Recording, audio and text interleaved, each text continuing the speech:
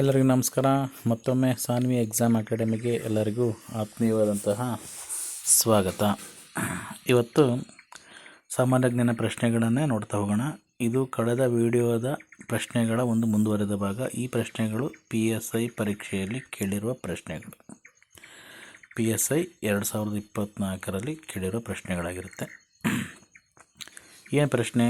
ಸಮತಲ ದರ್ಪಣ ಅಂದರೆ plane mirror, ಇದರಲ್ಲಿ ಬೆಳಕಿನ ಪ್ರತಿಫಲನಕ್ಕೆ ಸಂಬಂಧಪಟ್ಟಂತೆ 3 ಹೇಳಿಕೆಗಳನ್ನು ಕೊಟ್ಟಿದ್ದಾರೆ. ಒಂದು, ಸಮತಲ ದರ್ಪಣದಲ್ಲಿ ಬೆಳಕಿನ ಪ್ರತಿಫಲನವು ಅಸಮರ್ಪಕ ಪ್ರತಿಫಲನಕ್ಕೆ ಉದಾಹರಣೆಯಾಗಿದೆ. 2, ಸಮತಲ ದರ್ಪಣವು ಒಂದು ವಸ್ತುವಿನ ಏಕ ಪ್ರತಿಬಿಂಬವನ್ನು ಮೂಡಿಸುತ್ತೆ. 3, 2 ಸಮತಲ ದರ್ಪಣಗಳ ನಡುವಿನ ಕೋನವನ್ನು ಬದಲಾಯಿಸುವುದರಿಂದ ಒಂದು ವಸ್ತುವಿನ ಬಹುಸಂಖ್ಯೆಯ ಪ್ರತಿಬಿಂಬಗಳನ್ನು ಪಡಿಬಹುದು ಅಂತೇಳಿ. ಓಕೆ, ಇದಕ್ಕೆ ನಿನ್ನ ಡೀಟೇಲ್ ನೋಡೋಣ. ಯಾವ ಸ್ಟೇಟ್ಮೆಂಟ್ ಸರಿ, ಇಷ್ಟರಲ್ಲಿ ಯಾವ ಸ್ಟೇಟ್ಮೆಂಟ್ ಸರಿ ಅಂತೇಳಿ. ಪ್ರಶ್ನೆ ಏನು ಹೇಳುತ್ತೆ? ಸಮತಲ ದರ್ಪಣ ಮತ್ತು ಬೆಳಕಿನ ಪ್ರತಿಫಲನಕ್ಕೆ ಸಂಬಂಧಪಟ್ಟಂತೆ ಹೇಳುತ್ತೆ. ಒಂದು ಪ್ರಶ್ನೆ ವಿವರಣೆ ನೋಡಿದರೆ ಮೊದಲ ಸ್ಟೇಟ್ಮೆಂಟ್ ಏನು ಹೇಳುತ್ತೆ? ಒಂದು ಸಮತಲ ದರ್ಪಣದಲ್ಲಿ ಬೆಳಕಿನ ಪ್ರತಿಫಲನವು ಅಸಮರ್ಪಕ ಡಿಫ್ಯೂಸ್ ಪ್ರತಿಫಲನಕ್ಕೆ ಎಕ್ಸಾಂಪಲ್ ಆಗಿದೆ ಅಂತೇಳಿ. ಆ್ಯಕ್ಚುಲಿ ಈ ಸ್ಟೇಟ್ಮೆಂಟ್ ತಪ್ಪು. ಯಾಕಂದರೆ ಸಮತಲ ದರ್ಪಣವು ನಯವಾದ ಮೇಲ್ಮೈ ಹೊಂದಿರುವುದರಿಂದ ಅದು ರೆಗ್ಯುಲರ್ ರಿಫ್ಲೆಕ್ಷನ್ ಅಂದರೆ ನಿಯಮಿತ ಪ್ರತಿಫಲನವನ್ನು ಉಂಟು ಮಾಡುತ್ತೆ.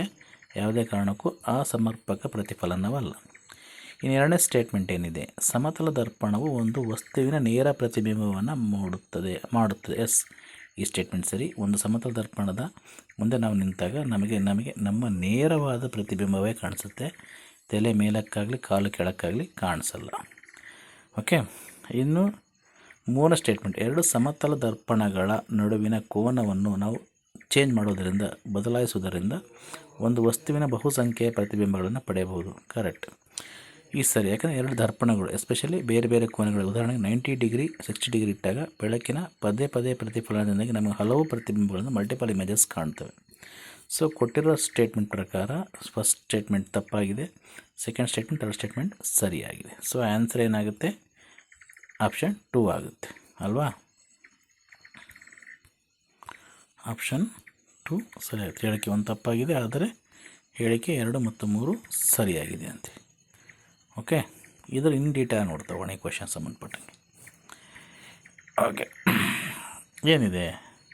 ಪ್ಲೇನ್ ಮಿರರ್ ಅಂದರೆ ಸಮತಲ ದರ್ಪಣದ ಬಗ್ಗೆ ನೋಡಿದರೆ ನಿಯಮಿತ ಪ್ರತಿಫಲನ ವರ್ಸಸ್ ಅಸಮರ್ಪಕ ಪ್ರತಿಫಲನ, ರೆಗ್ಯುಲರ್ ವರ್ಸಸ್ ಡಿಫ್ಯೂಸ್ಡ್ ರಿಫ್ಲೆಕ್ಷನ್ ಬಗ್ಗೆ ಏನಿದೆ? ಮೊದಲ ಹೇಳಿಕೆ ಏನಿದೆ? ಸಮತಲ ದರ್ಪಣದಲ್ಲಿ ಅಸಮರ್ಪಕ ಪ್ರತಿಫಲನ ನಡೆಯುತ್ತೆ ಅಂತ ಹೇಳಿತ್ತು. But strong. ಯಾಕೆಂದರೆ ನಿಯಮಿತ ಪ್ರತಿಫಲನ ಅಂದರೆ ರೆಗ್ಯುಲರ್ ರಿಫ್ಲೆಕ್ಷನ್ ಯಾವಾಗಲೂ ಕನ್ನಡಿಯಂತಹ ನಯವಾದ ಹೊಳೆಯುವ ಮೇಲ್ಮೈ ಮೇಲೆ ಬೆಳಕು ಬಿದ್ದಾಗ ಏನಾಗುತ್ತೆ? ಕಿರಣಗಳು ಒಂದೇ ದಿಕ್ಕಿನಲ್ಲಿ ಕ್ರಮಬದ್ಧವಾಗಿ ಏನು ಮಾಡ್ತವೆ? ಪ್ರತಿಫಲಿಸ್ತವೆ. ಇದರಿಂದ ನಮಗೆ ಸ್ಪಷ್ಟವಾದ ಪ್ರತಿಬಿಂಬ ಕಾಣುತ್ತೆ. ಯಾವುದೇ ಕಾರಣಕ್ಕೂ ಅಸಮರ್ಪಕ ಪ್ರತಿಬಿಂಬ ಕಾಣೋದಿಲ್ಲ. ಇನ್ನು ಡಿಫ್ಯೂಸ್ ರಿಫ್ಲೆಕ್ಷನಲ್ಲಿ ಗೋಡೆ ಅಥವಾ ಕಾಗದದಂಥ ಹೊರಟಾದ ಮೇಲ್ಮೈ ಮೇಲೆ ಬೆಳಕು ಬಿದ್ದಾಗ ಕಿರಣಗಳು ಏನಾಗ್ತವೆ? ಬೇರೆ ಬೇರೆ ದಿಕ್ಕುಗಳಲ್ಲಿ ಏನಾಗ್ತವೆ? ಅವು ಚದುರು ಹೋಗ್ತವೆ. ಇದರಿಂದ ನಮಗೆ ಪ್ರತಿಬಿಂಬ ಕಾಣೋದಿಲ್ಲ. ನೆಕ್ಸ್ಟ್ ಎರಡನೇ ಸ್ಟೇಟ್ಮೆಂಟು, ನೇರ ಮತ್ತು ಪಾರ್ಶ್ವ ಪಲ್ಲಗುಟಗೊಂಡಂತಹ ಪ್ರತಿಬಿಂಬ ಅಂದರೆ erect and lateral inverted image ಅಂದರೆ. ಓಕೆ, ಏನಂದರೆ ಎರಡನೇ ಹೇಳಿಕೆ ಸಮತಲ ದರ್ಪಣವು ನೇರ ಪ್ರತಿಬಿಂಬ ನೀಡುತ್ತೆ. ಎಸ್, ಈ ಸ್ಟೇಟ್ಮೆಂಟ್ ಸರಿ. ಬಟ್ ನೀವು ಕನ್ನಡಿ ಮುಂದೆ ನಿಂತಾಗ ನಿಮ್ಮ ತಲೆ ಮೇಲೆ ಇರುತ್ತೆ, ನಿಮ್ಮ ಕಾಲು ಕೆಳಗಿರುತ್ತೆ. ಇದನ್ನು ನಾವು ಎರೆಕ್ಟ್ ಇಮೇಜ್ ಅಂತ, ನೇರ ಪ್ರತಿಬಿಂಬ ಅಂತ ಕರಿತೀವಿ. ಆದರೆ ಇಲ್ಲೊಂದು ವಿಶೇಷತೆ ಇದೆ ಅಂದರೆ ನಿಮ್ಮ ಬಲಗೈ ಎತ್ತಿರ ಕನ್ನಡಿಯಲ್ಲಿ ಅದು ಎಡಗೈ ಅಂತ ಕಾಣುತ್ತೆ. ಬಲಗೈ ಎತ್ತಿದರೆ ಎಡಗೈ ಅಂತೆ. ಇದನ್ನು ನಾವು ಪಾರ್ಶ್ವ ಪಲ್ಲಟ, ಲ್ಯಾಟ್ರಲ್ ಇನ್ವರ್ಷನ್ ಅಂತ ಕರಿತೀವಿ. ನೆಕ್ಸ್ಟ್ ಬಹು ಪ್ರತಿಬಿಂಬಗಳ ಮಲ್ಟಿಪಲ್ ಇಮೇಜಸ್.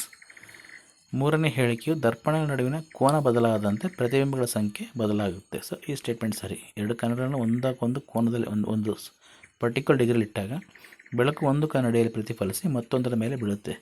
ಸೊ ಹೀಗೆ ಪ್ರತಿಫಲನವಾಗೋದು ನಮಗೆ ಬಹು ಪ್ರತಿಬಿಂಬಗಳು ಕಾಣ್ತಾ ಹೋಗುತ್ತೆ. ಓಕೆ, ಈ ಥರ ನೀವು ಎಲ್ಲಿ ನೋಡಿರ್ತೀರ ಅಂದರೆ ಆಲ್ಮೋಸ್ಟ್ ಕಟಿಂಗ್ ಶಾಪಲ್ಲಿ ನೋಡಿರ್ತೀರ. ಅಲ್ಲಿ ಎದುರ ಬದ ಕಟಿಂಗ್ ಏನಿಟ್ಟಿರ್ತಾರೆ, ಕನ್ನಡಿ ಇಟ್ಟಿರ್ತಾರೆ. ಸೊ ಸಾಕಷ್ಟು ಪ್ರತಿಬಿಂಬ ಒಂದು ಡಿಗ್ರಿಲಿ ಇಟ್ಟಿರೋದು ಸಾಕಷ್ಟು ಪ್ರತಿಬಿಂಬಗಳು ಮೂಡುತ್ತೆ. ಸೊ ಈ 3 ಸ್ಟೇಟ್ಮೆಂಟು ಸರಿ. ಈ ಕ್ವೆಶ್ಚನ್ ರಿಲೇಟೆಡ್ ಆಗಿ ಏನಾಗುತ್ತೆ? ಸೊ ಸಮತಲ ದರ್ಪಣದಲ್ಲಿ ಬೆಳಕಿನ ಪ್ರತಿಫಲನಕ್ಕೆ ಸಂಬಂಧಪಟ್ಟಂತೆ ಕೊಟ್ಟಿರುವಂಥ 3 ಹೇಳಿಕೆಗಳಲ್ಲಿ 1ನೇ ಹೇಳಿಕೆ ತಪ್ಪಾಗಿದೆ, 2 ಮತ್ತು 3 ಸರಿಯಾಗಿದೆ ಅಲ್ವಾ? ಸೊ ಈ ಕ್ವೆಶ್ಚನ್ ಬಗ್ಗೆ ಏನಾದರೂ ನಿಮಗೆ ಡೌಟ್ ಇದ್ದರೆ ಕಮೆಂಟ್ ಮಾಡೋದನ್ನು ಮರಿಬೇಡಿ. ಓಕೆ.